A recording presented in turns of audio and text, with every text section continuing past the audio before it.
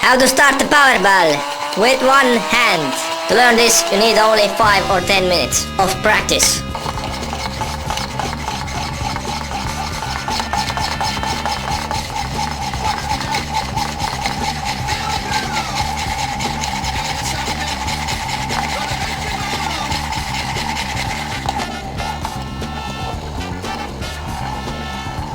Step 1. Place the Powerball in your hand like this.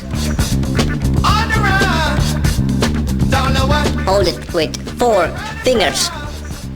Step 2. Make a powerful finger flick.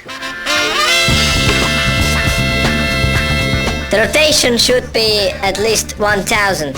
Step 3. After the flick, turn your hand fast inside. This is a very important step in speeding up your spinning wheel in Powerball. Step 4. After the first turn, turn your hand forward and start rotating. This will give you the momentum for the Powerball. Hold it in your hand like this while rotating. At first don't rotate too fast, but go faster and faster. Get the feeling for it. You have to do all the steps really fast.